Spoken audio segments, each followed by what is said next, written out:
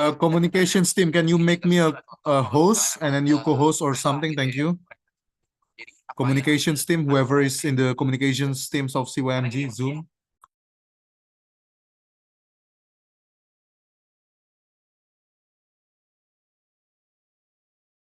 We haven't started all, so please, we'll start in 10 minutes.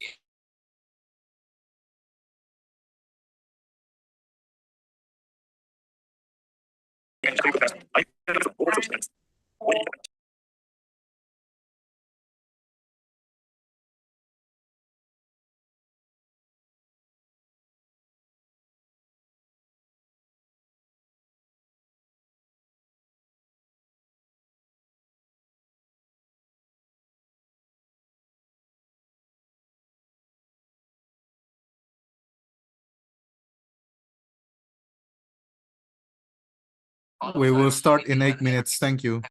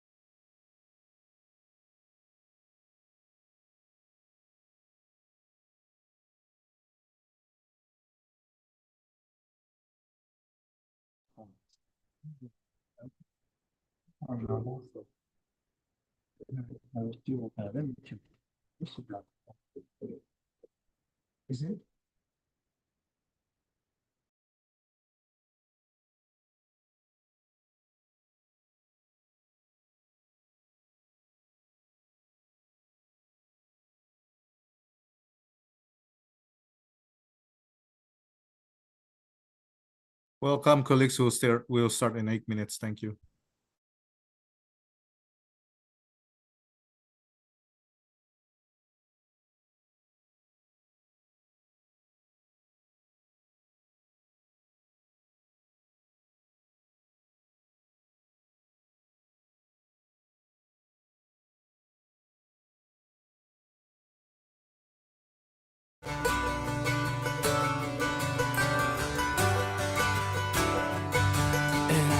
Up forever to touch you, 'cause I know that you feel me somehow.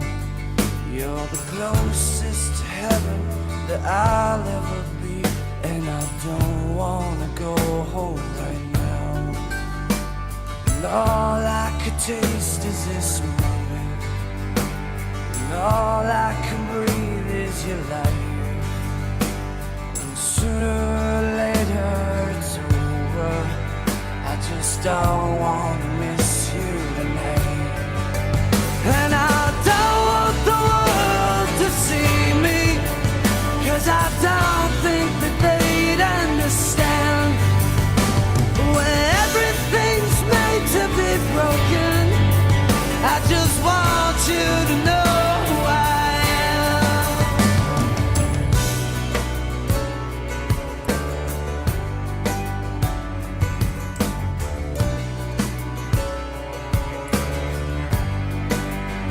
And you can't fight the tears that ain't coming, all the moment of truth in your lies.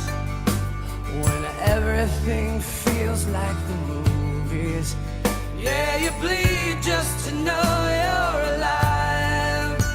And I don't want the world to see me, 'cause I don't think they'd understand.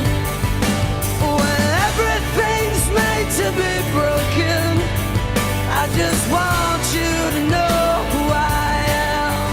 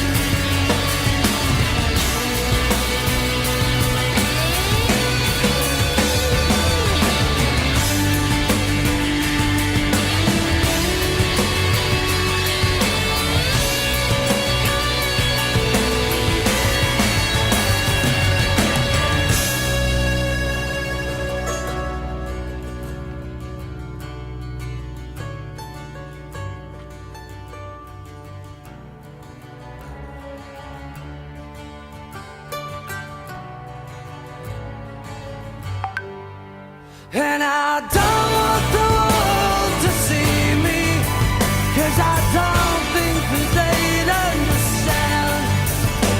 When everything's made to be broken, I just want you to know who I am. And I don't want the world to see me, 'cause I don't think that they'd understand. When everything's made to be broken, I just want you to know who I am. I just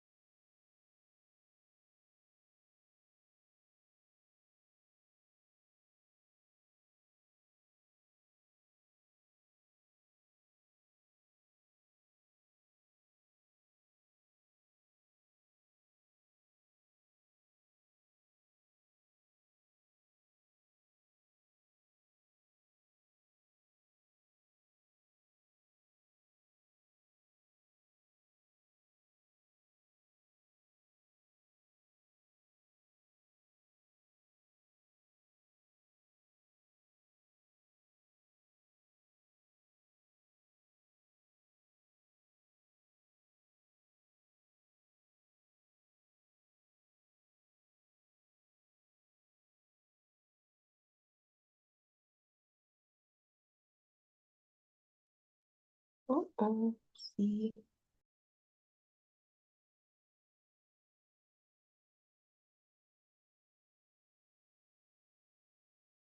Dear colleagues and all CYMG team as well as members who are present, this meeting is also live stream on YouTube. By the way, the meeting will start in 3 minutes. Thank you.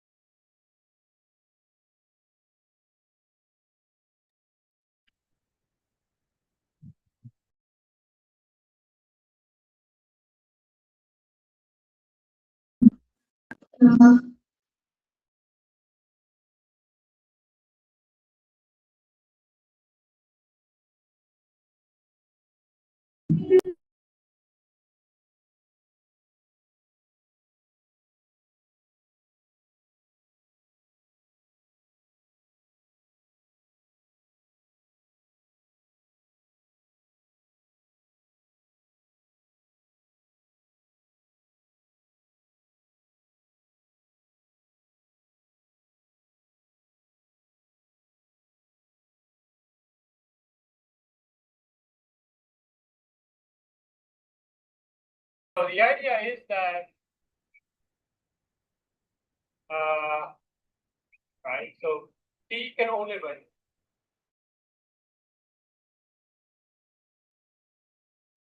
Thank you, colleagues. We are starting in just 1 minute. Thank you.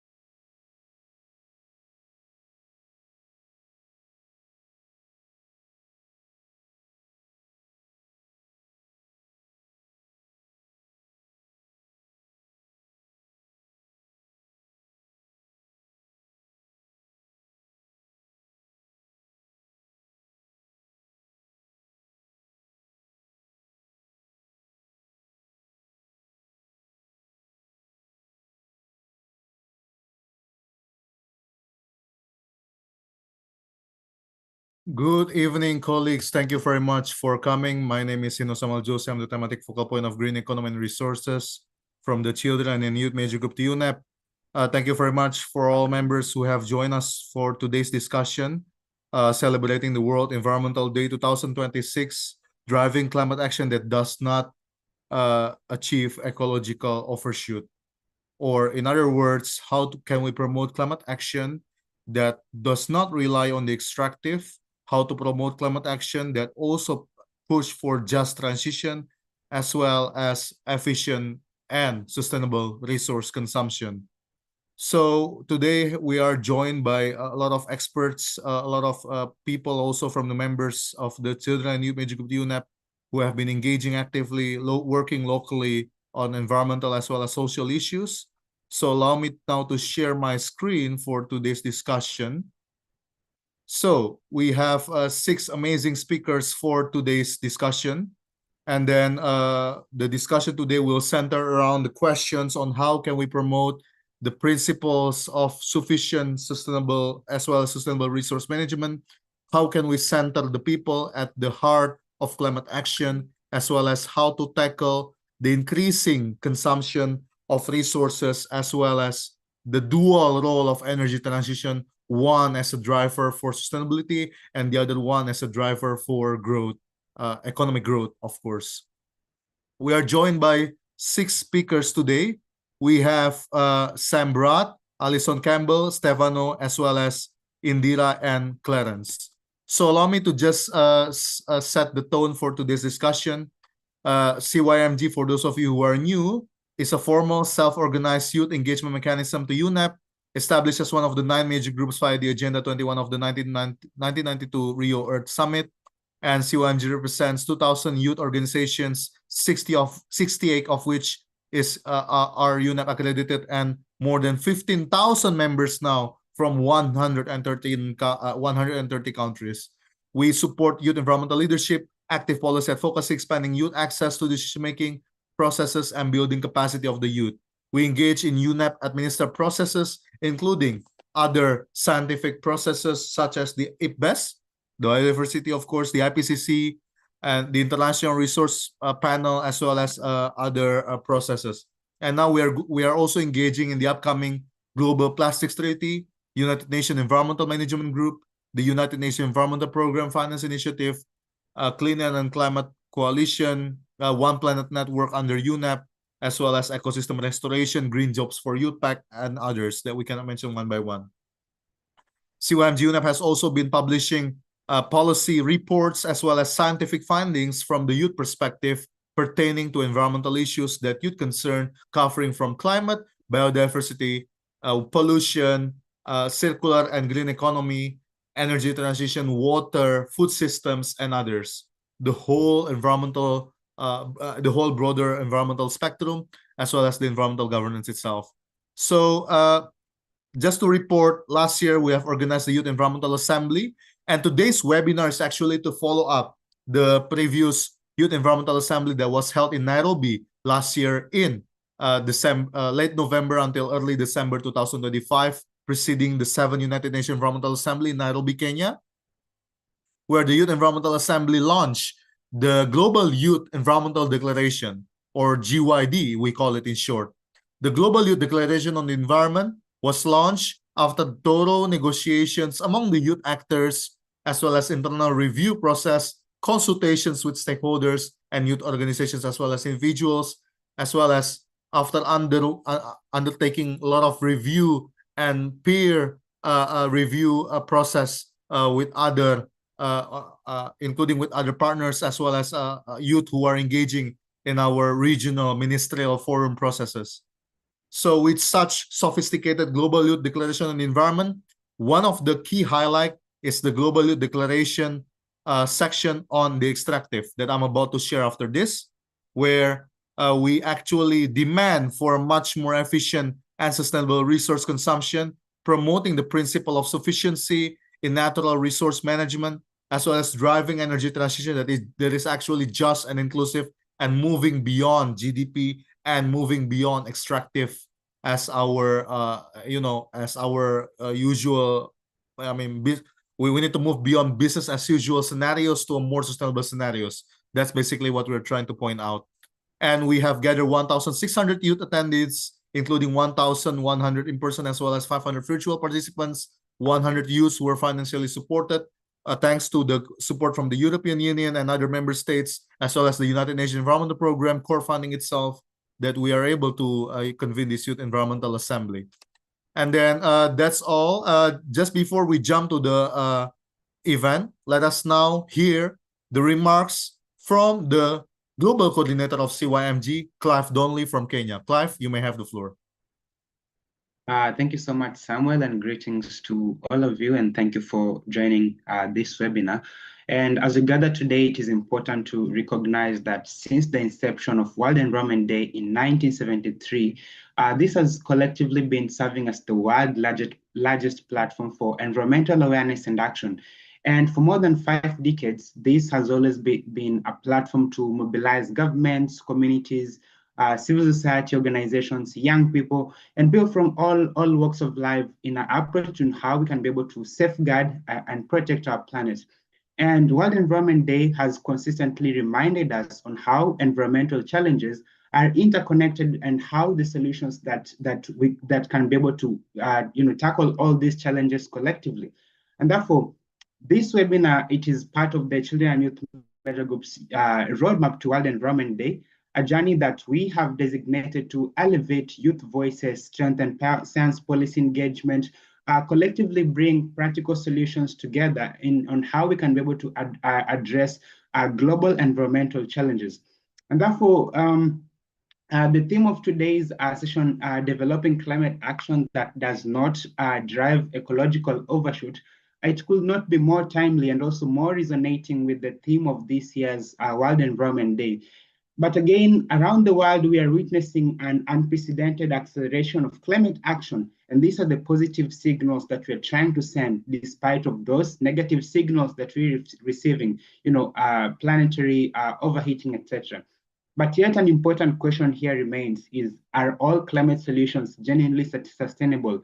And as countries are yet again to meet their climate targets, there's a great need to ensure that efforts to accelerate meaningful tackling of reducing emissions, efforts to enhance water systems, appropriate land resource, and also how we can be able to protect vulnerable communities. And so this World Environment Day, we want to send back positive signals, and also as ecological overshoots occurs when humanity demands on nature exceeds the Earth's capacity to regenerate, it also reminds us that climate action cannot be measured solely, but also it must be assessed by whether it protects ecosystem and also whether it protects the people and the planet collectively. And now the positive signals that we must send back this World Environment Day is clear: climate action, nature protection, and also capacities on how future generations can be protected, and also the future belongings to integrate solutions like reducing emissions and also restoring ecosystems. And therefore, around the world, we see already young people have a critical mantle. Young people already have a critical approaches in shaping up the future that we want. And this is not only demanding accountability, but already we see innovative solutions and environmental stewardship growing among its young people. And therefore, we want to continue advancing approaches on how we can be able to enhance transformative shifts for climate action, linking formidable science verified solutions, and also how we can be able to integrate intergenerational responsibility within decision making. And therefore, as we begin this next discussion with our panels and experts, I want to encourage us all to focus not only on the urgency and action, but also how can we be able to quantify action this World Environment Day. And therefore, I declare this webinar open, and I pass the mic back to Samuel. Thank you, Clive, for your inspiring remarks and for setting the context. Now, before we proceed, just to remind everyone that aside from the live stream on YouTube, we would like to say hello if anyone is tuning in from YouTube. We would like to also thank you, all participants, for introducing themselves in the chat box. Also, a reminder to all of us to keep it civil and then appropriate to each other. And then this is the slash version of the Global Youth Declaration on Environment, which contain the executive summary, and then the section that is actually quite relevant to today's discussion. Section 2.4, transforming the drivers of the extractive economy. You can take a look on our thinking there as part of CYMG. You can study what are how we CYMG position ourselves, and then what are the key issues that we need to tackle in promoting and developing a broader climate action that does not drive ecological overshoot and minimizing risks for planetary boundaries to be breached. So without further ado, now I will now invite Sam Barat. Sam Barat from the United Nations Environmental Program. He is currently the Chief of Youth and Education from the United Nations Environmental Program. Sam Barat, thank you very much for coming. The Chief of Education, Youth and Advocacy for the United Nations Environmental Program. He has extensive experience. His bio has been emailed to all of you actually earlier today. But yeah, his expertise is well known in regards of promoting meaningful youth engagement in environmental governance, and not the first time to collaborate with him. Thank you very much, Sam, for dedicating your time for today. You may have the floor, Sam, for 10 to 15 minutes. Lovely, pleasure. Nice to be here, and yeah, thanks for the opportunity to share a few words with you. I wanted to talk about a few different things around the power of first tipping points, the power of culture, and the power of youth. I feel like we're in an era where the tipping point opportunity is quite profound that's in front of us. And I think the tipping points can be negative where things go backwards, or they can be positive and they go forwards. I think with the crisis in the Straits of Hormuz, we're seeing an opportunity where the energy transition is starting to flip in a more positive trend, where we're seeing many governments starting to think differently around incentives on electric vehicles, particularly in developing countries. We're seeing a growth in energy security with a lot of people moving to solar as an investment, as opposed to relying on oil and gas. And maybe we're starting to see some of the complexity around ammonia to produce different investments for agriculture starting to shift as well, off the back of this, as people are looking to alternatives that are better on cost, but also better on viability, and then better on reliability as well. So in every crisis, there's an opportunity. And I wonder if there is a tipping point that's going to come through in what we've seen in the crisis in Iran. I also think there's a tipping point that we can create in social movements and pressure. Often we talk about the cluster of society with the first movers, which is often around 10 to 15% of people who are keen to be the first to do things. But often there's an early majority that will follow those, which is around 30% in Tim Lenton's book, Positive Tipping Points. And I feel like the more we can do to get people to follow not the first wave, but that second wave, is a really interesting tipping point for us to create, to think about how that change can come through. And I think the arguments that often we talk about need to be transferred and translated into arguments that people will listen to, rather than just assuming the moral compass of doing the right thing by the environment isn't always the best language to use to move people to move forward. So I think like the power of positive tipping points and thinking about what is the opportunity that's out there in the world is something for us to reflect on and think about how we can do more. The second thing I really think is powerful is the power of culture. I feel that culture shapes the opportunity, and it has a direct impact on the polity that we have within different societies. I feel a little bit like an obsession with policy being the only lever that we can pull has many constraints right now, as a wave of nationalism and populism is out there in democracy, which makes it harder for perhaps things that would have a broader impact on the many is being captured by policies that have benefits for the few. With that in mind, I really think meeting people where they are, in the passions that they love, with the identities they ascribe to themselves, is a great way of thinking about how do we move movements forward.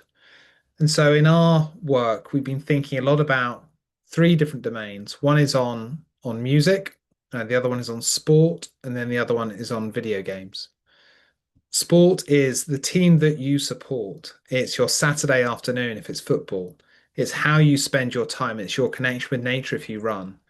And I feel like sport is a place where there's a central Athenian square where people come together to think about how sport can be transformative. Often sport doesn't do politics, but it can do opportunity. And for me, spending time on sports for nature, sports for climate action, about the power of sport to build resilience in landscapes, but also resilience in people, I think is really important. Just watching the tennis last week with Sinner collapsing in the heat, Sabalenka saying it's a tournament she never wants to go through again. The World Cup coming in the US, Canada, and Mexico is going to be simply too hot for people to play the games they're used to. The playing fields that sport has relied on are changing very quickly. So thinking about how sport has to adapt to the new realities is a massive signal driver to people that have made assumptions that everything will remain the same when it's changing in front of our very eyes. So sport is one domain. The other is video games, where reach 3.3 billion people, and Playing for the Planet has been working to decarbonize the industry and build green activations in games. And tomorrow we've got 70 games with the potential of reaching at least 300 million daily players.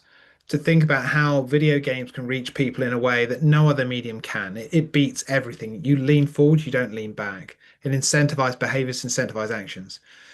So for me, I think thinking about sport and games is critical. I've also been really impressed with Sounds Right, the campaign with Spotify and music, about how nature can get right through the power of play. And for me, I've always thought about music as a way, when it was a lot more activist in its past, to really think about how it spoke out against apartheid. It spoke out against other issues that were massive social injustices. Sport has got, I think, commercial constraints, as has music. But I do think the power of those kind of petri dishes for impact to test it is really important. So I think policy is hard, but culture is always open and it can shape the possibilities. And it's much more indirect in its impact, but it moves and lifts the 34% of the people that are the second wave, the early majority, if you work in that domain to move that forward. And while I don't disagree with the need for science to policy, and I don't disagree with all the needs to kind of deliver on the MTS, I do think we need to be people centric and people first in our mindset to think about how do we transfer the science to reach the people to get them to move in a way that we need to. And the last one is the power of youth. I feel like the work of CYMG is always impressive. Like the resolution that was passed to reinforce the mandate at UNEP was really powerful, and credit to every one of you that played such a big part on working with the Sri Lankan government and other champions to get that agreed. I think that's really impressive. My experience of working with youth in the youth program at UNEP has been mainly through a program with Scouts and Girl Guides on the Tide Turners, which has reached over 1 million people in 60 countries.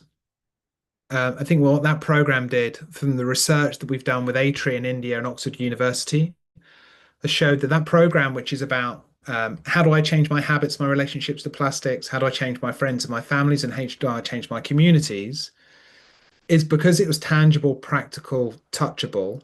It led to people really thinking about an uptick, 23% environmental awareness of the research we've just done. 41% changed their habits in terms of different plastic items.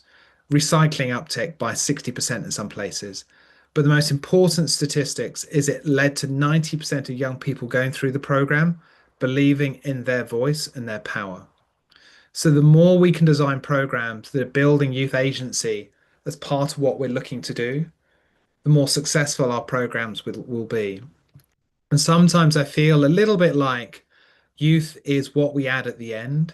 It's a control F9 thing that we add along with gender sometimes, as opposed to youth being the most powerful cog that any program can have.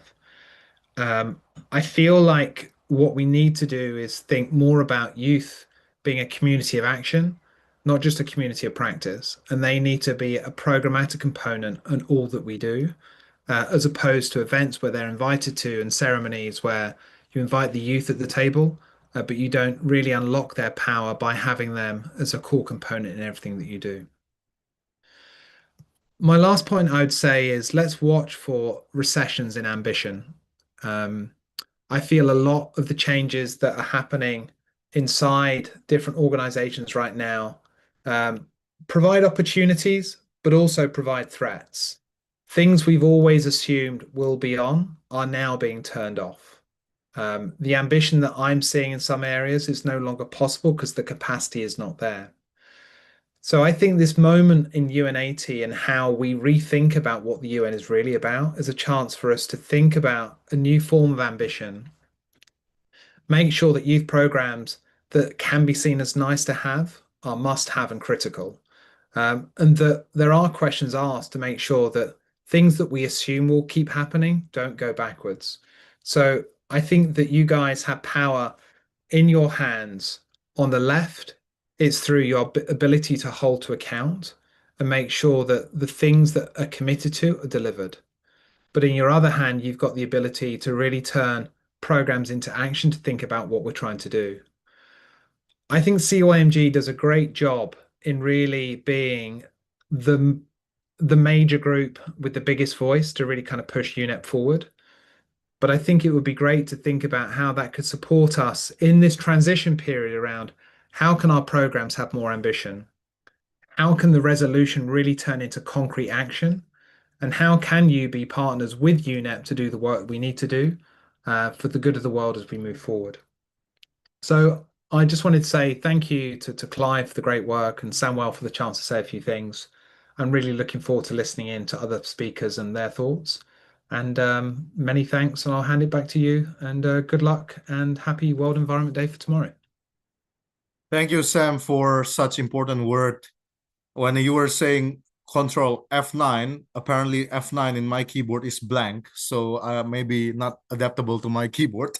Thank you very much for the inspiration and as well as the remarks. It has ground us, before we dive deep to the technicalities, before we dive deep to the policy issues, all of the approaches, you are grounding us to the holistic and the fundamental values that we should set as our norm in navigating the way forward. So thank you, Sam, for that.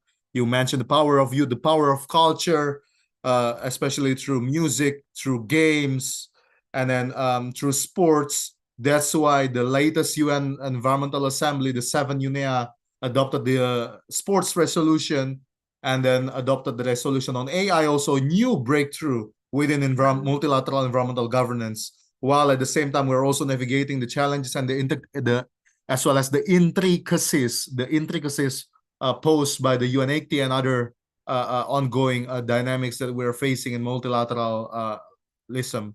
So thank you very much, Sam, for those important remarks. And now I would like to also introduce to all of you that actually Sam is also the co-chair of the UN Higher Education Sustainability Initiative. And he found a lot of initiative like Playing for the Planet Alliance, Earth School with TED-Ed, overseas UNEP Youth and Education Alliance. So with this kind of work that he has, if any of you wishes to collaborate or let's say, wishes to see further how CYMG could dive deeper on environmental education, if you have any ideas, what should we do? Please do hit us with an email and we'll be happy to take it forward and perhaps to answer Sam's call to action also to have something more concrete, programmatic, as well as something structured that we could do productively. So thank you. Now I will invite Alison Campbell. Dr. Alison Campbell is currently serving as the director of the Climate Action Team in the Executive Office of the UN Secretary General. She previously held the role of the United Kingdom lead climate negotiator across UNFCCC, G7 and G20, co-chaired the global stocktake negotiation during COP28, and for the past 15 years in the UK government, she has been holding senior positions within the COP26 unit, Department of International Development, and as well as the Cabinet Office, the Department of the Environment, and she was also a member of the European Union negotiating team for the Paris Agreement. So she is, of course, obviously, when we have the word expert, maybe she's the finale master if I can use that word. I found this word from my game. So with such extensive experience, ma'am, I think if you could elaborate with us, ma'am, how can we actually, drive climate action that does not promote ecological overshoot? And I believe you have prepared such an amazing presentation. So the time is yours. Thanks, Samuel. Not quite a master, but very happy to be here, and thanks to CYMG as well for inviting me to participate. You've got a truly impressive network, and it's been really great to see people joining from around the world. I've seen kind of popping up in the chat. So thank you for having me on this panel, and also for raising some of the really important questions that you have raised for us to think about. I wanted to focus my remarks on 4 broad points, really. The first point is about the importance of following the science. So we are talking in this conversation about overshoots. I think it's important to set the context with a broader look at the implications of overshoot of the 1.5 degrees Celsius temperature goal, which we have all agreed is the limit that we need to keep temperatures below.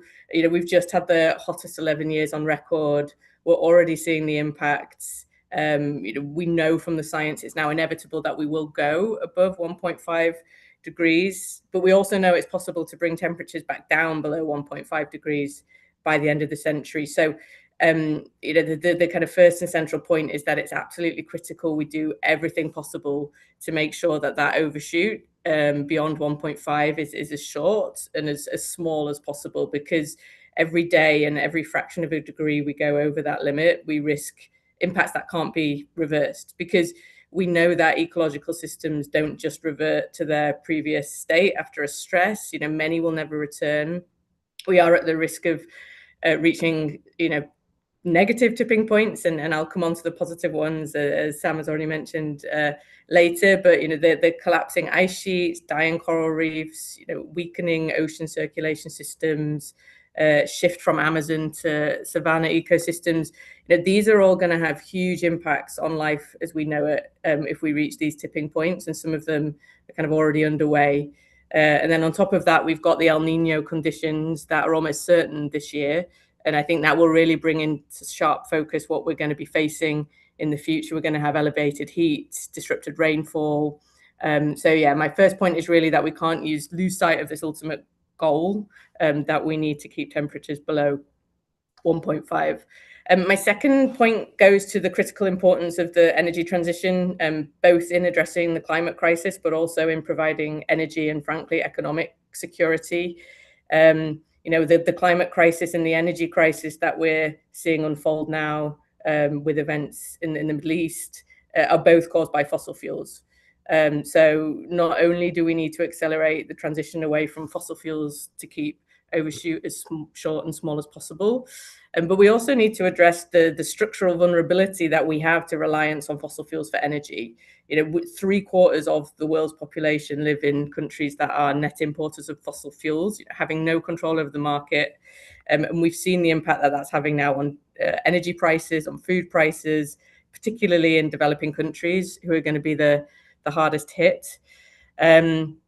On the kind of flip side, Sam has mentioned the positive tipping points. We now see that renewables are the cheapest, they're the fastest, the most scalable source of energy. Last year, solar and wind exceeded all electricity demand growth worldwide. Solar actually recorded the single largest increase of any electricity source last year. In April this year, wind and solar generated more electricity than gas for the first time ever. China exported 60% more solar panels this April than it did last April. We've got advances in storage technologies. They can now produce power 24/7. Investments in clean energy are now double that of fossil fuels. So the transition is happening, and it's absolutely critical that we accelerate it. But then I suppose to come more to the heart of some of the questions that you've posed for us, and as the Secretary General has consistently said, we need that transition to be just. It needs to be one that works for everyone. That means more finance into developing countries. It's commonly cited that Africa has 60% of the solar potential and 2% of the investment. We need more investment in grid infrastructure. It means support for workers and communities that would get left behind. And it also means ensuring that we take a whole of supply chain approach and that we protect the nature that it's going to be critical for bringing temperatures back down below 1.5 as well. Which brings me to my third point, which is related to the extraction of critical minerals. It can and it must be managed fairly and within environmental limits. And it's such an important rule of good international policy that we shouldn't solve one problem by causing another problem. Sadly, that's something that we've done too much in the past. We know that critical minerals will be core to the shift to renewables. The demand is expected to triple by 2030, and that brings with it opportunities. For example, in Africa, where a third of known global reserves of minerals are held, opportunities for jobs, for development, for economic growth. But it also undeniably brings risks, and we know that too often developing countries don't reap the benefits of their production and trade. Too often the extraction causes environmental destruction and leads to forced and child labour. And that's why the Secretary General established his panel on critical energy transition minerals in 2024, which aims to bring together governments with non-state actors, civil society, and also the UN system to really strengthen the international response to these injustices that risk undermining the transition. So that panel has provided guidance and recommendations, and if people are interested, they can find that online. And it really focuses on ensuring that we can benefit from critical minerals while ensuring sustainable development, while upholding human rights and ensuring the responsible management of the environment as well. So following that panel, the Secretary General has asked the UN system to work together to advance its findings. And so a UN task force on critical energy transition minerals has been established. And it's going to be, an important part of our work going forward. Because, the answer here really isn't to slow down the energy transition. It's to make sure that countries are supported to ensure that it is a just one, it is a fair one, and that we don't see an extractive model which ruins the environment and doesn't reward communities on the ground. So, that brings me to my fourth and final point, which is that a just energy transition has to not only protect children, young people's rights, Indigenous rights, but also, young people must be involved in finding the solutions as well. And I think Sam touched on this earlier too. The Secretary General has been clear throughout his mandate on the importance of the voice of youth in climate action. He has a clear focus on climate justice. Intergenerational justice is an important part of that. We are taking more from the planet currently than it can sustain, and it's young people who will pay the highest price. And the Secretary General has his youth advisory group, which is really a fundamental part of our climate strategy. And what we're hearing consistently from that group and wider youth engagement is that, yes, it's important that the youth voice is heard in advocacy, and we need that more than ever. We are living in this age of disinformation, and we really need the youth to be advocating for leaders and decision makers to follow the science. There's a leadership vacuum on climate at the moment, and we need the youth voice to call it out. And that's what makes these networks so important that you have. We need youth to speak up, to campaign, and to push for action. But it's even more important that young people are engaged in finding the solutions. And we are at a point in time where some seemingly kind of contradicting things are true at the same time. We've never been in a worse position in terms of the accelerating climate change and the impacts that we're seeing, but we've also never been in a better position in terms of the solutions that are available to us to solve it. And we can see that in the acceleration of renewable energy. We really need young people to help drive forward those solutions and to make sure that the just part of the transition comes through. So I will leave it there, Samuel, and back over to you. Thanks very much. Thank you, ma'am, for the 4 points that you have elaborated. Maybe just a bit of a follow-up question that you could tackle a bit briefly. First, this is the elephant in the room that I cannot neglect even for the slightest moment. We are going to have a new UN Secretary General. So how do we ensure? I mean, there's a lot of call. we need a Madam Secretary General. He was in the CSW, the Commission on the Status of Women. He was there. Yeah, I think Secretary General Guterres also heard that remarks from Annalena Baerbock, the president of the. She was the president of the General Assembly, and then but there was also a call that we need regional balance. But all of these debates are mostly revolving around gender or geographical representation, global South issues, things like that. But I barely hear noises around which Secretary General candidate that could actually sustain climate action the best.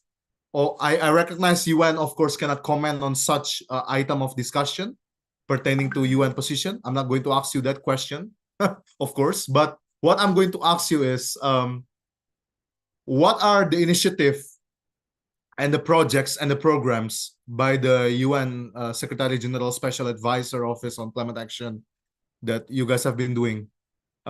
Perhaps aside from the Youth Advisory Group and the task force. In fact, just before this webinar, I was in the task force meeting because UNCTAD hosts a meeting today for the Action Recommendations #2.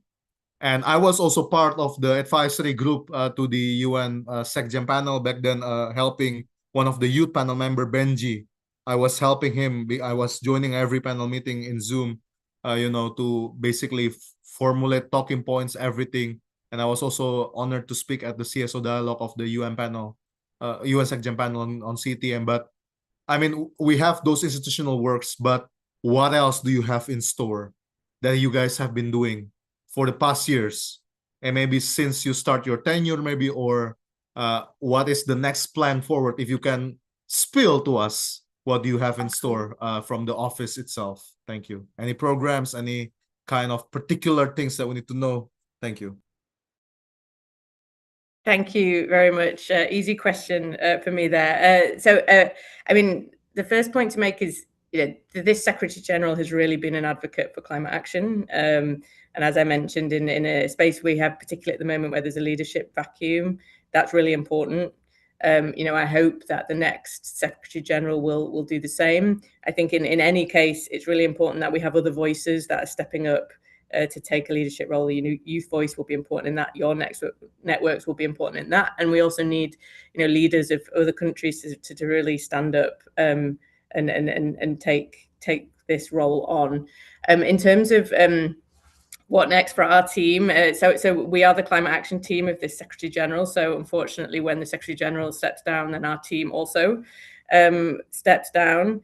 But what we are doing is making sure that everything that the Secretary General has done in his mandate will be continued. Right? You've mentioned the critical minerals task force. There's a range of other initiatives that the Secretary General has launched, like Early Warnings for All initiative, for example, to name one. And so we will be making sure that all of those things continue within the UN system going forward. And that's going to be an important part of our work over the next few months. And the good news is, of course, that we have many engaged UN entities who are committed to driving these things forward. We have UNEP, we have UNDP, you've mentioned UNCTAD, we have the UNFCCC, obviously. So this work will be carried forward, and we will ensure that. And as you say, I can't comment on the next Secretary General, but of course we hope that climate action will continue to be driven strongly through the UN, and we expect that. Thank you. One of the example that I could learn, actually, because if I reckon you are from the United Kingdom, is Larry the Cat. Larry the Cat, the chief mouser to the cabinet office. Different prime ministers, different priorities, different parties, Labour, Conservative, whatever, but he's still there. He's consistently there, and he's serving the people. What I'm saying here, we need that kind of philosophy when we are talking about climate action. Of course, leaders can change, but the consistency of the agenda, the tone of the agenda, the magnitude of the agenda must be present there, just like Larry the Cat. And I'm honored within my lifetime now of 26 years of me living. I'm honored to learn about Larry the Cat. So that's just one of the example, an easy example. that to put as an analog. Maybe I will get back to you, ma'am, maybe after the following speakers. Now we have one of the. So let me be honest with you, and whenever I moderate, I'll be very honest. Actually, I applied to this place once. Of course, unsuccessful, but their work keeps inspiring me. But but apparently God gave me another job in another place right now, which is still equally better also. So thank God for that. But she's from the ASEAN Center for Energy, one of the institutions that I really admire in ASEAN for their work, research, and programs on energy, broad issues like even including the fossil fuels. Was my dream workplace, and that's why I'm honored to invite them to here. Thank you for coming, Mbak Indira. She's from Indonesia. She is currently serving as the research analyst for the ASEAN Climate Change and Energy Project, accept at the ASEAN Center for Energy. And then allow me to also elaborate more. Miss Indira is actually staying up late, almost 10 p.m. now in Jakarta. Thank you for your dedication to the youth, Mbak Indira. But Miss Indira is a research analyst. Her work sits at the intersection of research, policy engagement, and international cooperation, contributing to regional dialogue and cooperation on energy and climate priorities across ASEAN through the ACCEPT program, ASEAN Climate Change and Energy Project, ACCEPT. So we need to accept the new reality of energy transition. She has supported policy planning processes by facilitating knowledge sharing initiative and works closely with the government, development partners, multilateral banks, of course, included, and other agencies and research institutions to promote informed decision-making in energy and climate issues. So, Mbak Indira, you may have the floor. Thank you. Thank you, Samuel, if I'm not mistaken, for the warm welcome. Well, actually, I have prepared a short presentation Sure. to address this concerning issue between the energy and climate nexus. So, once again, thank you for inviting me for this wonderful discussion.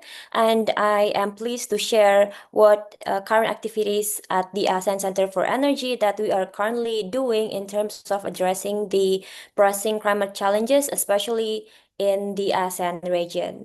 So this is what we have been doing as the ASEAN Center for Energy to integrate more climate perspectives towards the energy sector. So before I get into this complicated scheme that just presented in your screen, I would like to introduce first what is ACE and what is our role in maintaining and organizing the ASEAN Energy Cooperation.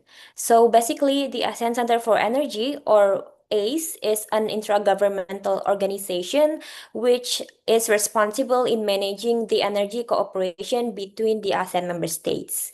This cooperation is consisting of numerous of official meetings which is attended by the high levels from the energy ministries, and ACE is responsible for the main focal points to gather all the ministries and their staffs to support and accelerate the energy cooperation in ASEAN countries. As you can see in my screen, there are a lot of arrows, a lot of schemes and institutions that showing how complex the discussion and the stakeholders are in the energy cooperation, and ACE is responsible in coordinating between stakeholders and also institutions in relevant with the energy sector to pursue the energy transition process in the region. And with that being said, ACE has three main roles as an institution. ACE is guided by the mandates from the ASEAN member states to implement the three roles of ACE with the support of ASEAN partners. The first thing is ACE as a catalyst To unify and strengthen the ASEAN energy cooperation, we established a series of capacity buildings. This includes multi-stakeholder meetings, workshops, seminars, and also study visits to engage our stakeholders and to encourage and also supporting the knowledge dissemination of the pressing concern that is currently circulating around the energy sector. Second, as a data and knowledge hub, ACE, as Samuel said in the earlier, we provide a lot of publications containing policy recommendations related to the current issues that have been concerning lately due to some geopolitical issues and uncertain conditions in the energy sector. And last but not least, as a think tank, we also assist the ASEAN member states in research and practical solutions to identify what kind of policy frameworks, legal standing, and also regulatory frameworks to achieve the regional goal of the energy transitions. And as an umbrella, as the big umbrella that lies upon the ASEAN energy cooperation, ACE's main responsibility is to maintain the framework of the ASEAN regional energy target that is included in one policy document, and we call it the ASEAN Plan of Action for Energy Cooperation. This document consists of the five-year action plan, followed by seven key priorities areas within ASEAN energy sector to promote and to pursue the energy transition itself.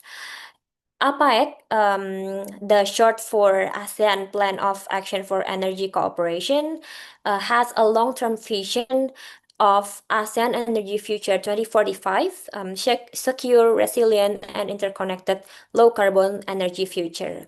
And for this 5-year period from 2026 until 2030, we have endorsed the new theme of APAEC, which is advancing regional cooperation in ensuring energy security and accelerating decarbonization for a just and inclusive energy transition.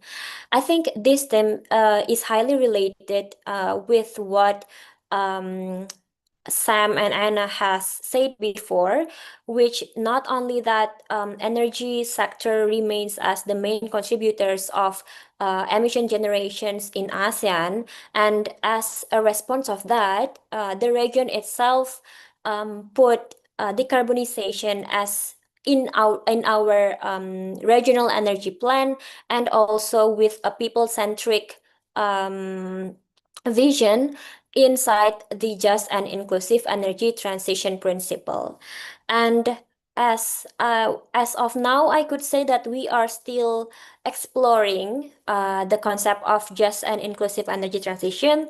That's why we also have several partners in order to share the knowledge of this people-centered energy transition towards the energy minister.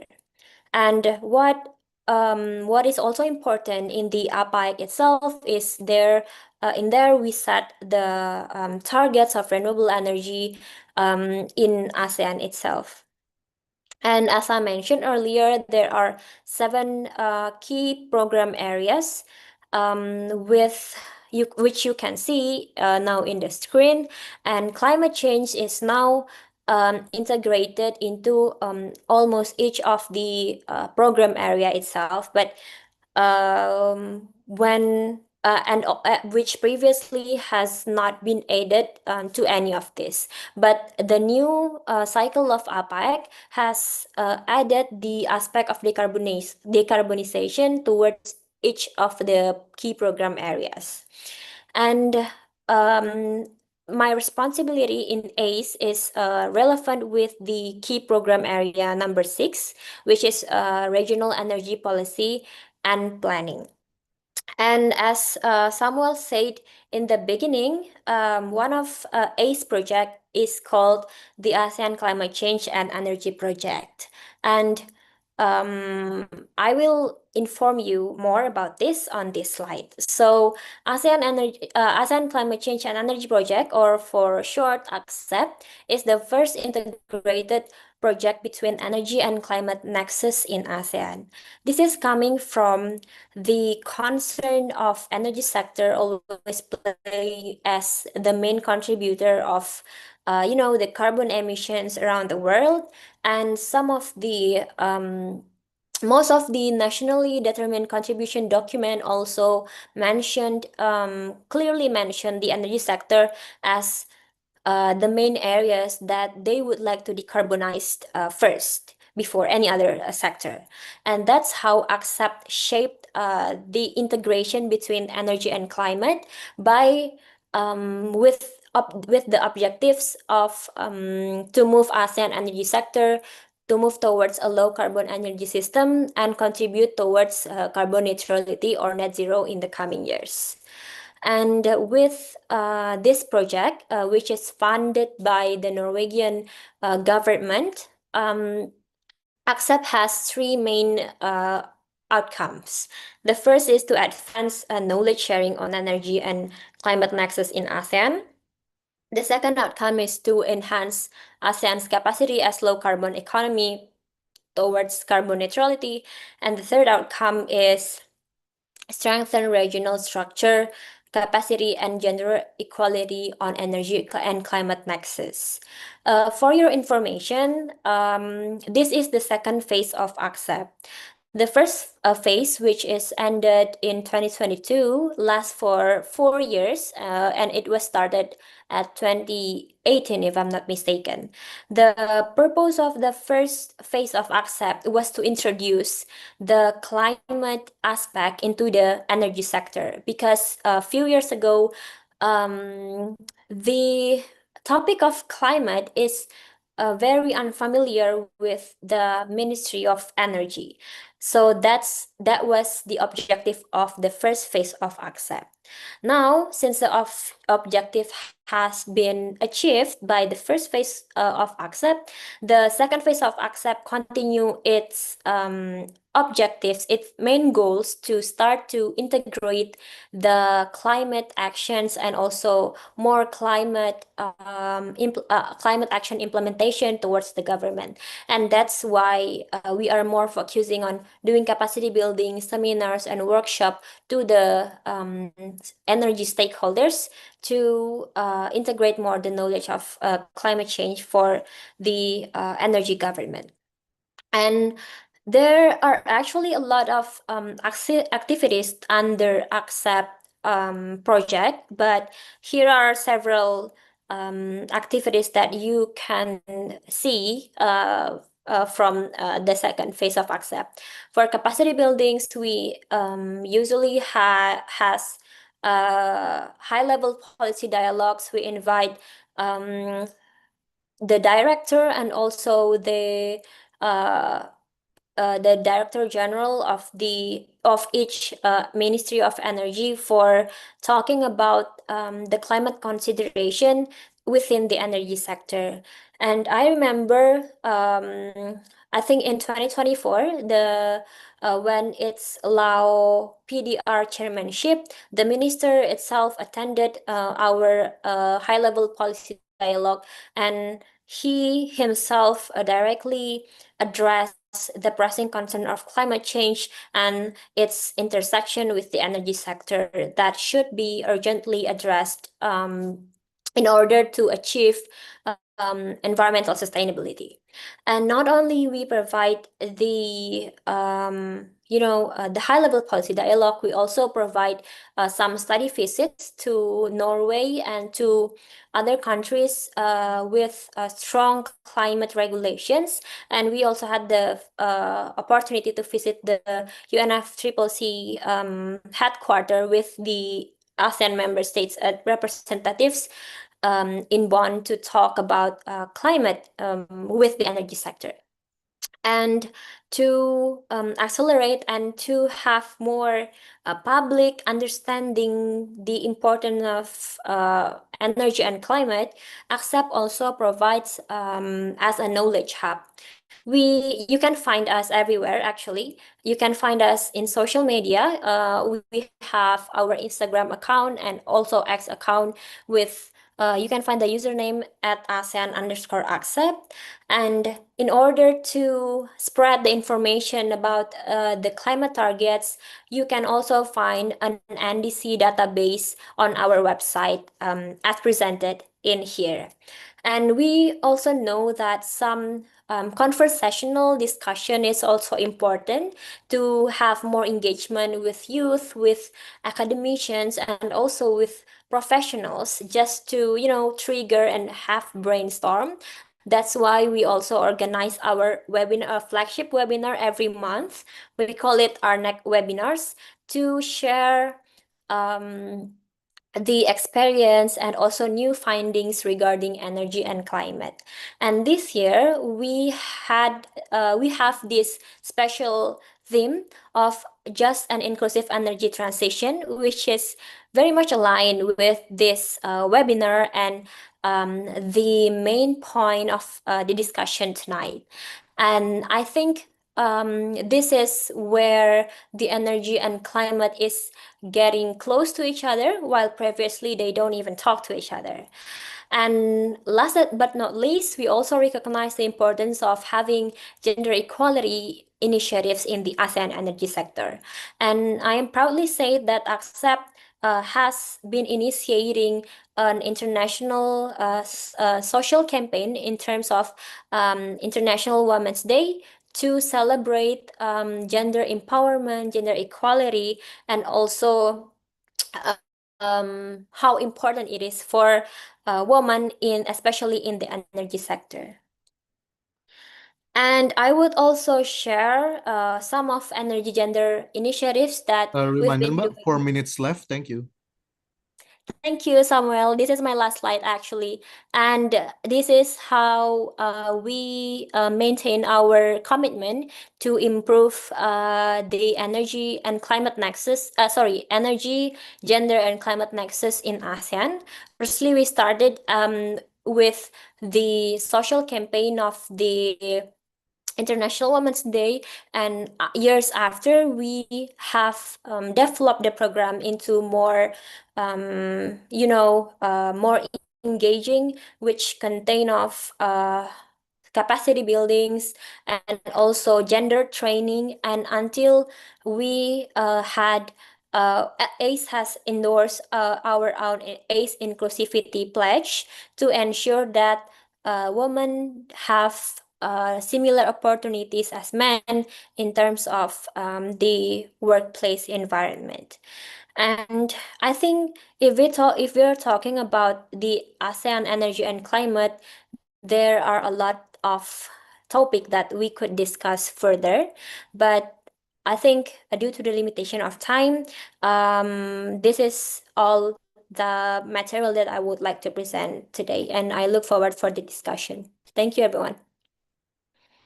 Thank you, ma'am, for the presentation. Round of applause also, everyone. Thank you for bringing thank you for bringing the gender perspective in the energy and climate nexus sector. Next, we are inviting the UNDP Sustainable Energy Hub representative Stefano. So we invited Riyadh.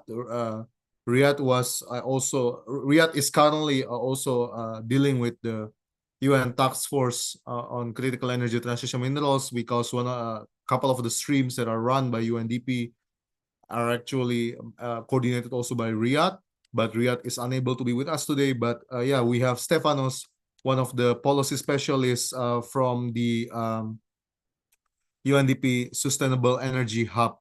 Let me read his bio. So Stefano is currently working as policy specialist for sustainable energy for development at the UNDP in New York, where he support policy development, program implementation, and global partnership to advance a just energy transition, expand energy access, and promote low carbon growth aligned with international climate and development goals. Previously, he served as Global Energy Specialist and Program Analyst at UNDP, contributing to sustainable energy initiative as well as climate mitigation projects across Africa, Asia Pacific, Latin America, and Europe, basically almost all around the world, including G7 Energy for Growth Initiative for Africa.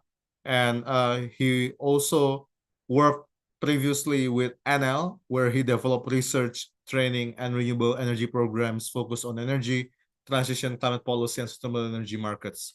So, Stefano, thank you for joining us today in New York. To be honest, we are having this time of the session to accommodate people in New York. That's why a lot of the Asian speakers like me and Indira is actually quite late, but we are energized, fully powered for this session today. So if you have anything to say, please, you may present it. You have 10 minutes. Thank you, sir. Thank you so much, Sam, and thank you so much for inviting UNDP, and thanks for the great introduction. It's amazing. Apologies for Riyad that is not be able to join, but I will give you a brief presentation, just very few slides, not so very long, if you allow me, just to share with you some of the why we are here today. To remind us why we are here today. I hope that you can see the screen and the slides well. Yes. So first of all, I would like to thank you. Thank you to the Children and Youth Major Group to invite UNDP. And I will touch base few elements that also our previous colleagues have been mentioning. And let me start by saying, Sam, that today we are celebrating the World Environment Day, right? That's why we are here. And globally, we are seeing like two global trends that are converging, or well, that we are all facing. First one is the energy security challenges that are now intensified by the Middle East crisis on one side, and on the other side, what we see is that the rapid acceleration of the digitalization of AI, right? That we all know because we are all using those kind of tools. So what does it mean for the World Environment Day? On one end, the worst, as also Sam reminded us, and as Alison told us, must rapidly decarbonize to meet the Paris Agreement. 3/4 of the global greenhouse emissions came from energy productions, energy use, the energy sectors. And on the other hand, we see that nearly 66 million people still live without electricity. So we see that the challenges of climate vulnerability and energy poverty overlap.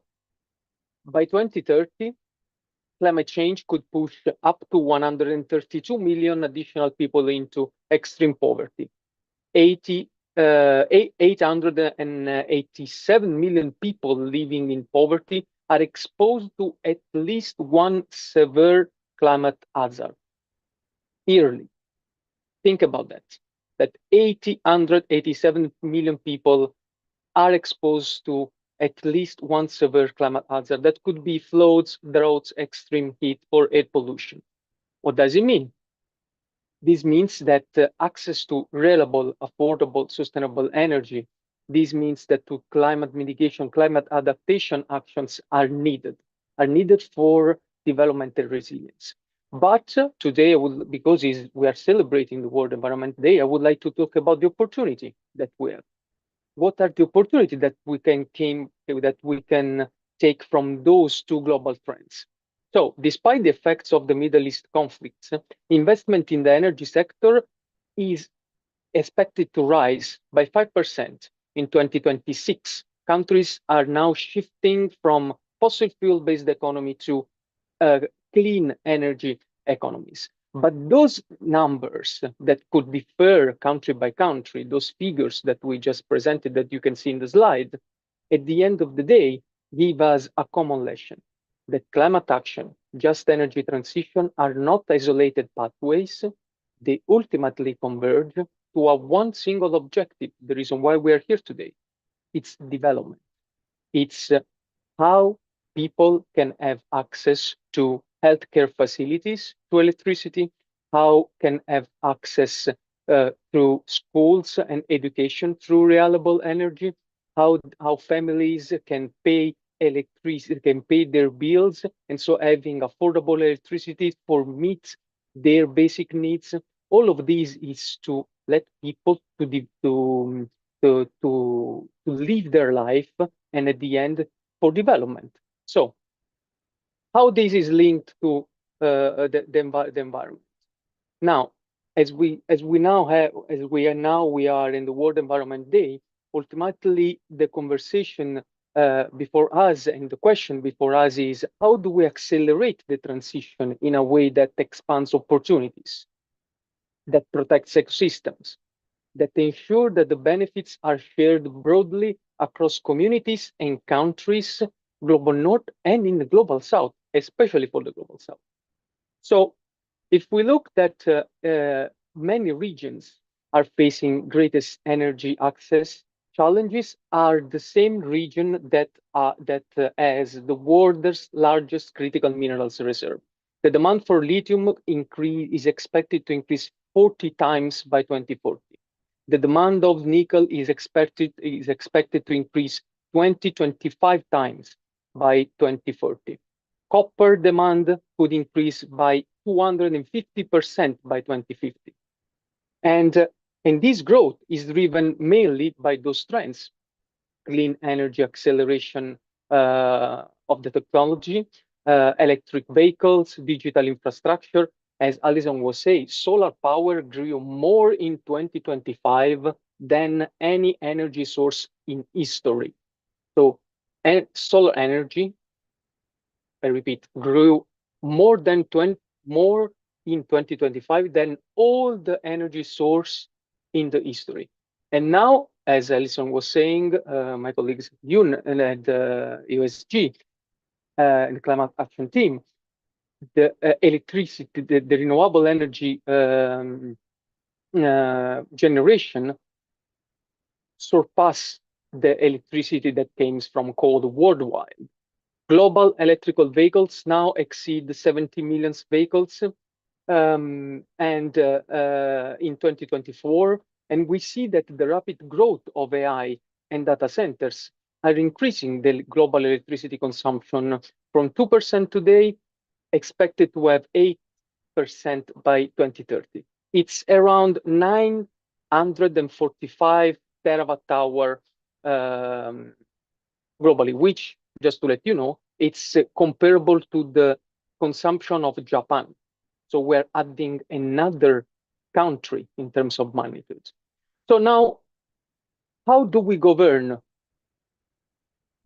those trends to ensure that the energy transition advance development, equity, environmental sustainability all together? Let me focus briefly on three opportunities that the converge of the just energy transition, climate action, and the digital revolution could bring to us. First of all, when we think about the extraction, when we think about critical minerals, the first priority is moving beyond extractivism toward local value creation. Today, much of the value generated by critical minerals is captured from far from where those minerals are sourced. Between 2022 and 2024, approximately 90% of the global refining for key energy transition minerals came from a single dominant supplier. So this means that this growing concentration not only limits opportunities for mineral-rich countries to capture value, but also creates risks for energy security and supply chain resilience. Are we building the same era of fossil fuel with the critical minerals? So for developing countries, for the global south, exporting raw materials alone will not deliver long-term development. Real values came from building industries in-house, in the countries, and opportunities that can extend beyond extraction itself. UNCTAD, for example, a research done in Namibia, identified more than 350 products across 23 sectors with strong diversification potential, economic diversification. So the goal is not simply extract more minerals, but is to use critical minerals as a platform for economic diversification, open other sector, industrial development, resilient economies, and sustainable supply chains. Let me turn to the second opportunity. The second opportunity, as I was mentioning before, is linked to the second global trend, the digital data AI acceleration, and the convergence between energy transition and digitalization and industrial policy represent one of the largest development opportunities that the global south has today. Data centers on one side, of course, account for 2% of the global electricity demand, and we saw that this demand expected to increase. But at the same time, if we think about that, AI models now can support grid management, can support digital twins that are now improving renewable energy integration, and they can have 20-30% of reducing curtailment outages and can increase system flexibility through forecasting models, through energy grid, smart grids, optimization, and etc. So if we think about critical minerals, an example in Zambia is that artificial intelligence was used to generate geological maps that led to discover of a major high-grade copper deposit. But this will create development if we link with the priorities mentioned before. If this will create local industries, local development. Finally, the third opportunities, and I'm trying to keep it concise, it's about ensuring that the communities have a meaningful voice and stake in the transition, in the energy transition, in the digital revolution, and in the critical minerals sector. So many of the ecosystems that regulate the climate and sustain biodiversity are located in the same region where critical minerals are found. So if we think about that 5,000 critical minerals projects found that roughly 54% overlap with or are located adjacent to indigenous people. 5,000 critical mineral projects are close to 54% of indigenous people lands. So we need to include the indigenous communities, indigenous people in the discussion to create local development. What does bring us? This brings us to one concept, which is the planetary intelligence. If we are able to channel the potentiality of the digital revolution with the potentiality of the energy transition, we can have a better impact for the world in what we call not artificial intelligence, but what we call planetary intelligence, that is able to combine people, planet, and prosperity. Last point is, as you were saying, and as Alison was mentioning, to respond to all these challenges, we are not starting from scratch. We're part of the UN Task Force on Critical Energy Transition Minerals, and together with our colleagues in UNEP, in UNCTAD, led by the Secretary General Initiative, we are now trying to translate all of these opportunities and priorities on the ground, working with the countries. Because as the Secretary General noted, a world powered by renewables is a world hungry for critical minerals. And that's why this initiative is fundamental. Last word is about the importance that you young people should have. It's like when we think about youth, it's now it's your creativity, it's your inspiration, it's your ideas. I like what Sam said before in terms of games, sports. These awareness should games not only from formal settings, but should be really in our daily life. And as today, thanks to you, to the Children and Youth Major Group, to UNEP, your advocacy, innovation, and determination, you are helping shaping the future. You are helping shaping the future of translating and ensuring that these accountability, equity, and sustainability remain at the center of this conversation. And with that, I would like to thank you. Thank you very much for introducing to us the concept of planetary intelligence in managing the global governance of energy. It's it's a new concept that is worth diving deeper. One hour webinar will not be enough. It needs some technical session also to elaborate more. Thank you for elaborating that community state of voice. And then thank you for elaborating that, we need to harness data and innovation for responsible mineral governance. It is easy to say, but hard to implement simply because lacking interoperable platform, or, countries are not trusting the toolkits that are offered by other international agencies to them. And also, you mentioned about value addition, moving to value addition and economic diversification, and ensuring that we're cooperating on that. And of course, but of course, the issue right now also is about deindustrialization, deindustrialization, where we have slowing high quality industrialization because, simply because the demands, sorry, the supply is overflowing the market, and then the price is threatened. That's why Indonesia earlier this year, they posed mineral production quota threshold limit to every mining companies to make sure that they are not producing more nickels than what the government told them to. So if we connect these initiatives that are being worked by UNDP with regional initiative run by ACE, the ASEAN Center for Energy, and then following the guiding principles laid out by the UN SecGen panel report into countries moving beyond pilot to sustain impact, I can assure you we'll all be living in heaven of energy transition now. But again, it's easy to say it, hard to do. So yeah, it's our homework for our way forward. Thank you, Stefanos, for such important presentation. And now for the closing 5 minute from Clarence before we close the meeting, and we will have a short Q&A. But before that, I will now invite Clarence to present and launch the Energy Efficiency and Climate Protection Initiative of the CYMG. Clarence, arigato gozaimasu for staying up so late. He is the thematic focal point of climate action of CYMG, currently studying in UN University in Japan. And he just his university just hosted the whole executive meeting of the UN system, where the Secretary General and the USG and the ASG all travel to Japan, enjoying sushi there and talk about UNACT and stuff. So yeah, please, Clarence, you may have the floor. Yeah, can you hear me? 5 minutes, yes, 5 minutes. Thank you.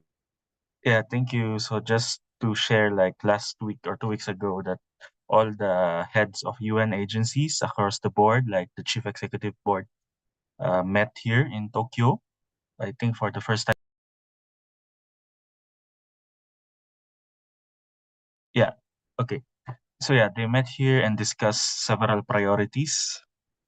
And yeah, I will not discuss those, but let me share my screen. Yeah, this is just a short presentation. Yeah, so thank you again, and this is a very, very insightful webinar. So yeah, before we launch the initiative of the Climate Action Working Group, so we have already gained some knowledge on the other aspects of climate action. Now we look at it on the cooling lens.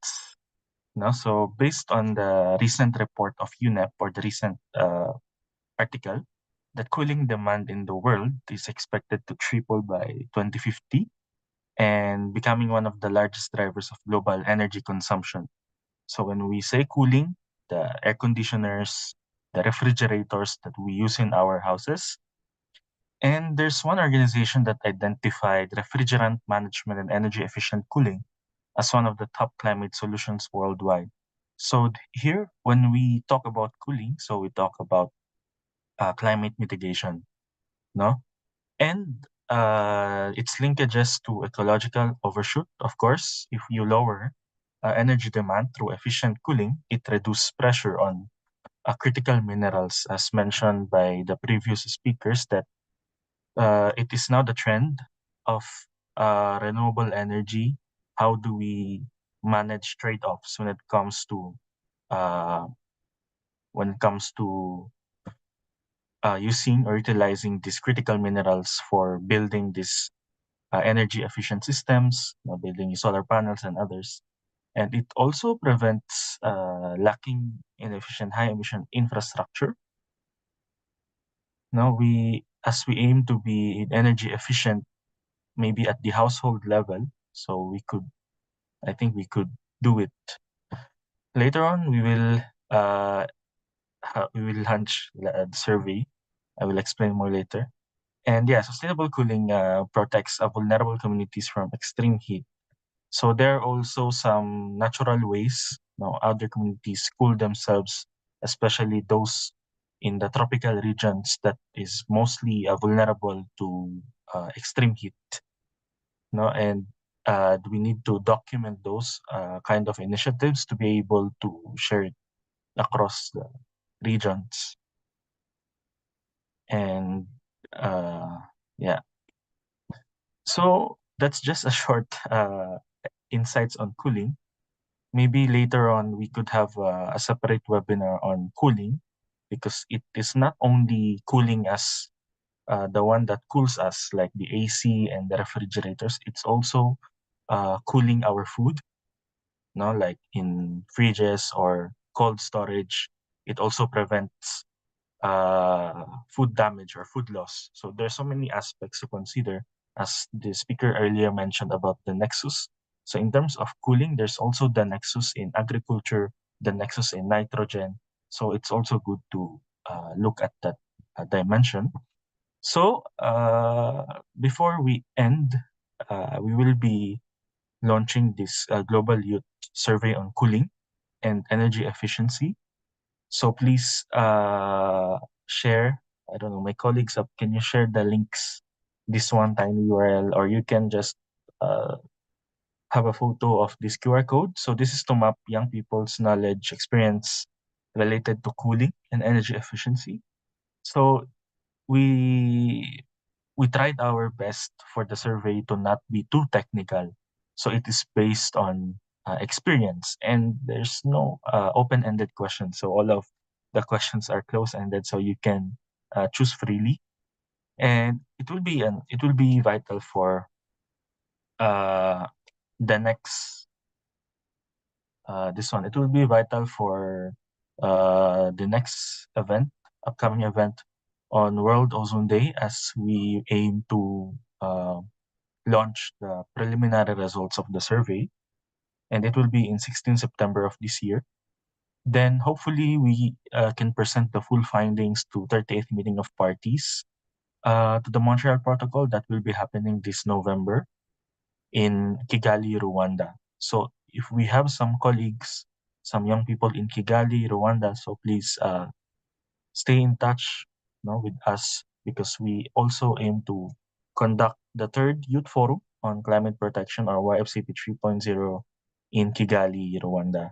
So please, we will have an expression of interest call soon, so we can work together and maximize the potential of young people in Rwanda, especially in Kigali.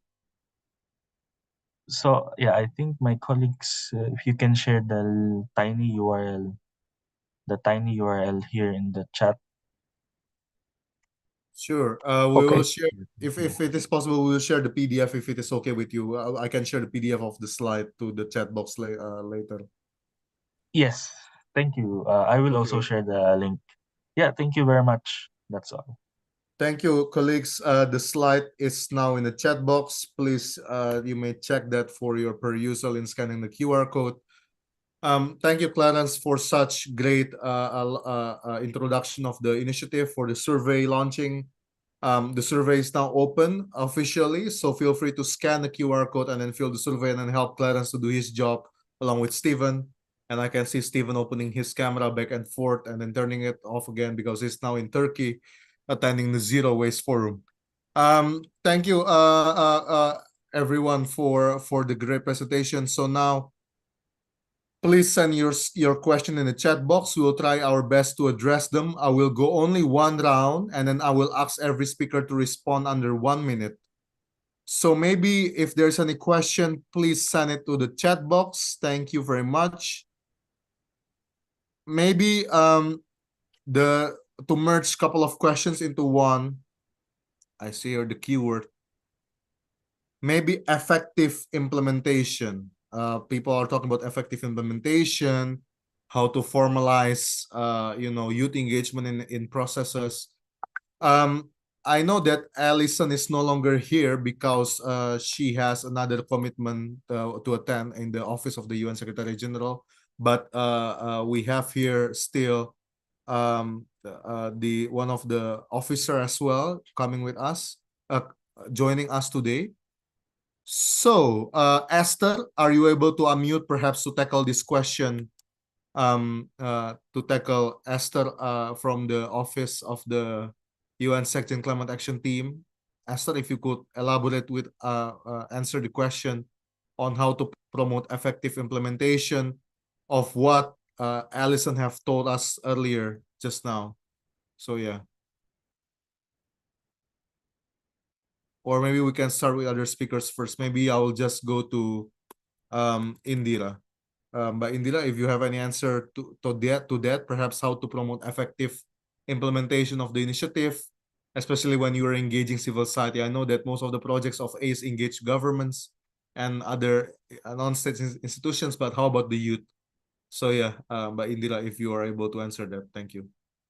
Well, thank you. That's actually an interesting question, which has been on our agenda for a long, long time. And in this case, I think youth have a unique role because we are the first generation that will live through both the energy transition and its consequences, unfortunately. And we also often discuss several issues like critical minerals as a supply issue, and still we are still questioning where do the role of young people or youth will contribute towards this. Well, in ACE, in my experience in ACE, we have been inviting youth organizations towards the brainstorming process. Especially that we just held the ASEAN Energy Gender Week, and we had several youth representatives from that event. And although they are not in the position yet to making decision, because the decision making itself is the policy makers, which I believe one of us will be in the position of doing that one day. We highly encourage them to engage in the discussion. For example, we invited Youth for Southeast Asia. It is actually a youth-based organization who are responsible towards the youth movements and also action across ASEAN energy sector.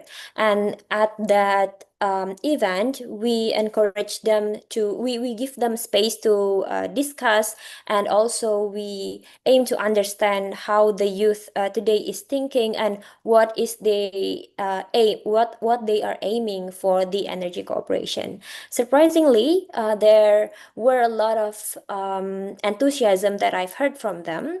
And right now, ACE as the a knowledge hub are currently planning to have a young professional program. So we are planning to have a training dedicated for youth students and also young professionals to know more and understand more towards the energy and climate cooperation in ASEAN. And not only that, we also encourage the role of community towards our policy discussions. We invited community from Cambodia, Philippines, who are mainly focusing on the critical mineral development on their area. And also we invite people with disabilities to hear and explore what kind of collaboration that we could come up with in the near future. Well, it might sounds it is indeed a long journey to to involve all of the the segments, the people to get into the decision making. But I think for ACE as an international organization, this is our first step, initial step to connect all these dots and tailoring what kind of policies that best for all for prioritizing the people-centered energy transition. And I hope this answers your question. Thank you, Miss Indira, for the amazing answer. And I think when the youth program open, I'll be the one to first apply. So I hope you give a red carpet for me. But yeah, please, Esther, you may have the floor. Yes. I'm sorry, yes, because I have to staff and Director Alison to a meeting shortly. I just wanted to add that for us, it's been very intentional. Secretary General has been very intentional about meaningfully engaging young people. As you can see even in all his panel, there's always a young person there that represents the voice of young people and also people at the front lines as well. So in my office here, I manage the Secretary General Youth Advisory Group on Climate Change. It was established after the Youth Summit in 2019. So that has been one of the best way for us to meaningfully engage young people in the highest body, decision-making body in climate change, formerly Secretary General, which is very political. In all the climate summit that we had young people come there to speak and engage. And I am very, very happy to say that for us, it's been very intentional. Implementation cannot happen when we're not intentional about the people we need to work with. And that's something that the Secretary has shown, has demonstrated throughout his time here. So for us, that's very important. And of course, we also work with civil society. There's nothing we're doing here without civil society. I also manage his engagement with civil society. And every convenings of the UN, there is a part where civil society let me grow. We do not do that. We do not joke with that. Additionally, too, as you know, the UN here is very global, but there are UN in countries offices that we encourage young people to engage with those country offices. So for us, that's also very critical. We encourage country offices to also have their own youth advisory group. Some have, and the youth advisory group members here also engage with their country offices on ground. So for me, that is very meaningful for us because what is the UN? The UN is a very big town hall.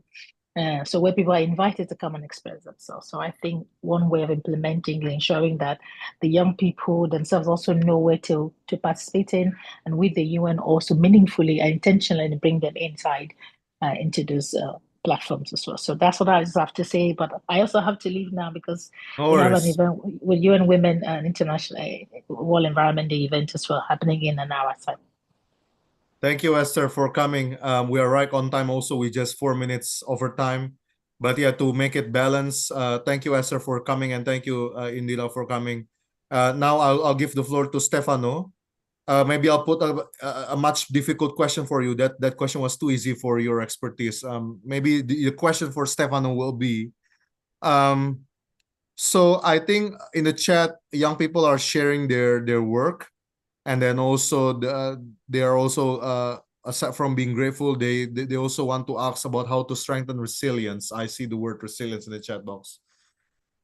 So, I mean, countries who want to achieve this, they usually, let's say, okay, UNDP do pilot projects in these countries, in for example, in select pilot countries that you have presented earlier, but they cannot always depend on international assistance or international intervention. At some point in life, or at some point in their journey as a country, they need to be independent as well.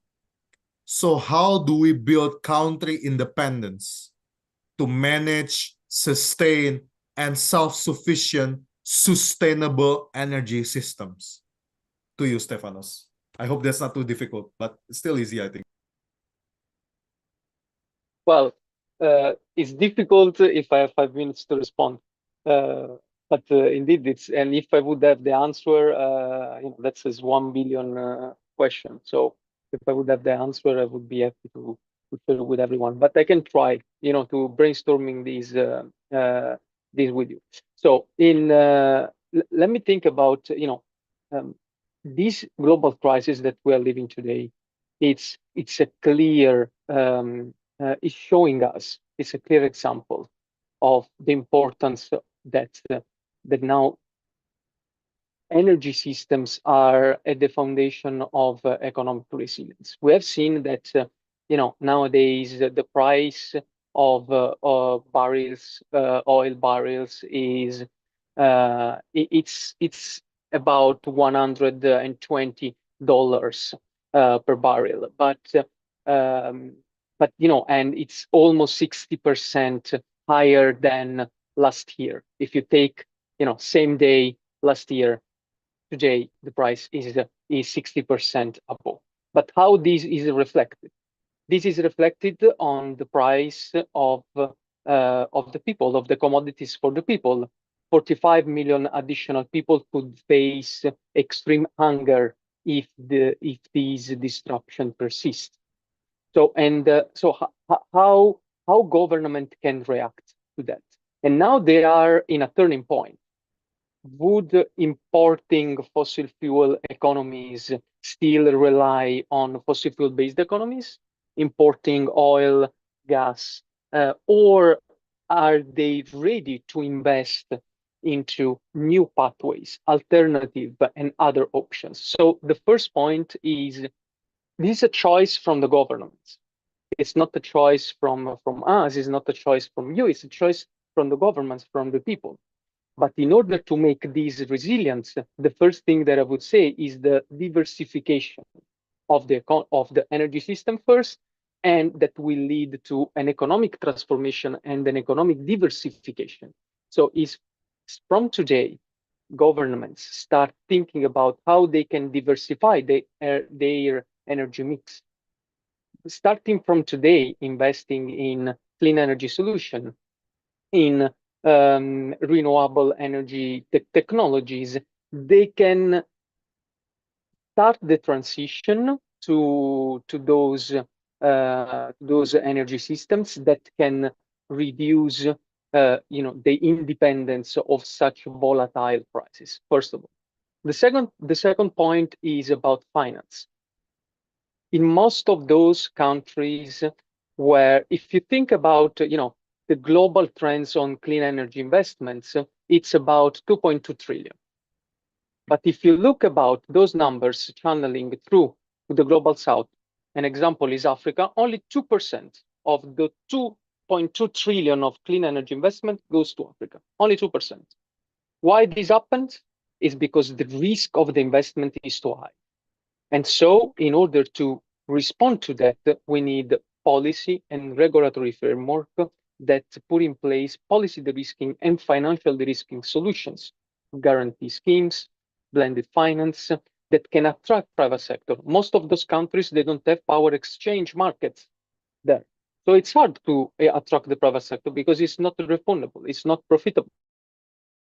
So if you do the right policy and regulatory framework in place, you will attract the private sector investing in the country and you can reduce the energy price. And the third one is we cannot omit this digital revolution who is happening. Now we have those tools that could help us in, through AI and digital system, identified what are the bankable opportunities for the investors. So we can understand and make those projects bankable and financial viable if we intersect the data, the accountability, the transparency of the data with the new model that we have through AI and digitalization. And if we think about the integration of the renewables, though digital and AI can much support the integration of renewable energy and open up to the economic diversification. With AI models, we can have smart grids. With AI models, we can have a charging station that is able to contribute to balance the grids with e-mobility. And this is helping the sector that goes beyond just the energy per se, but include a society and environmental transformation.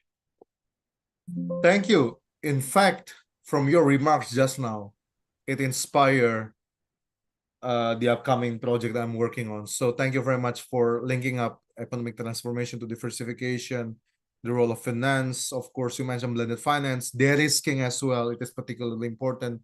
Guarantee mechanism, which is barely there for environmental costs.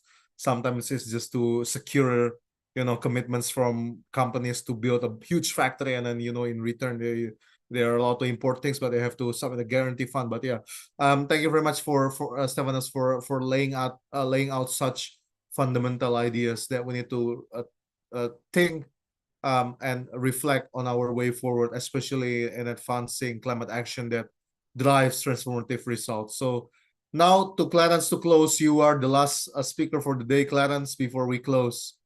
1 minute from you. You're in Japan. Society 5.0 is there. Society 5.0 combine the people and the technology. And I think Japanese people love that so much to the point it's embedded across their whole life and whole supply chain. So how does Society 5.0 can work in climate action without actually undermining those who are in vulnerable situations and those who are not privileged to such access? Thank you. Yeah, thank you. I was also taking notes of Stefano's insights earlier. So I think regarding the coal dependence or energy dependence, because while this Iran or American war started, so Philippines is one of the most heavily affected, actually. Like 80 or 70% of our energy system is still dependent on fossil fuels. And the path to diversification is still very, very unclear. Like the road to diversify energy sources. Anyway, I think my response could be at the point of being a stakeholder, because there's so many things about how do we meaningfully engage different stakeholders. But I think first we need to understand the nexus of different things. Like I think the word for tonight is nexus. Like we need to understand the interrelationships of different systems. We have the energy system, we have the food system, we have the socialized system. We have so many systems, and sadly, until now, they're still working or functioning in silos. Although, as the UN, we keep on addressing those silos. No, and yeah, I think as we understand the nexus, then we can easily identify which are the trade-offs and some synergies, so we can weigh our options. How do we move forward, especially with the new society that's upcoming, let's say beyond 2030, especially here in Japan, that they are lobbying some sort of post 2030 well-being. So they want to picture post 2030 as sort of in the human well-being dimension, in which you do not focus more on economic development, you do not focus more on environmental development, but you focus on societal development.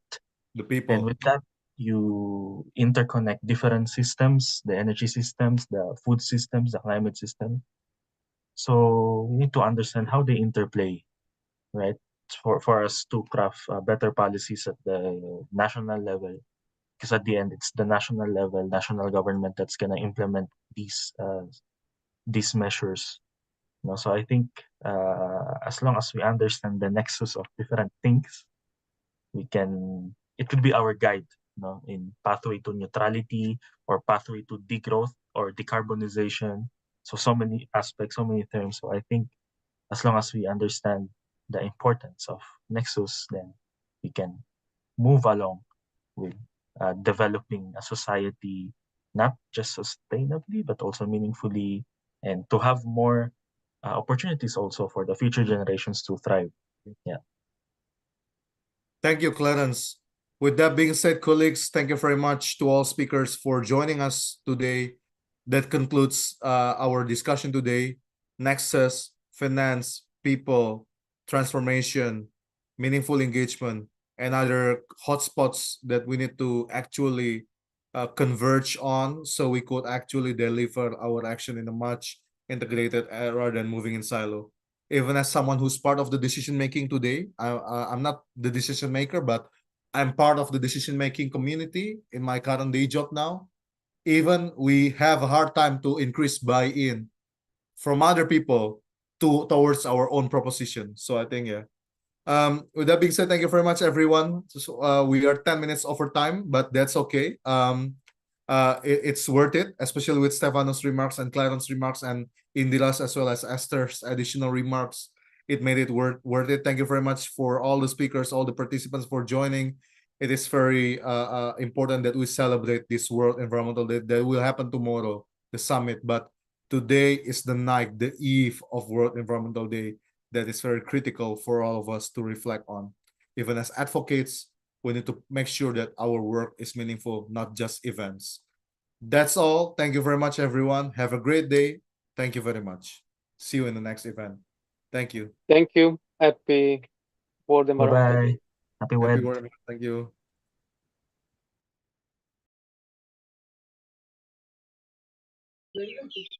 Thank you.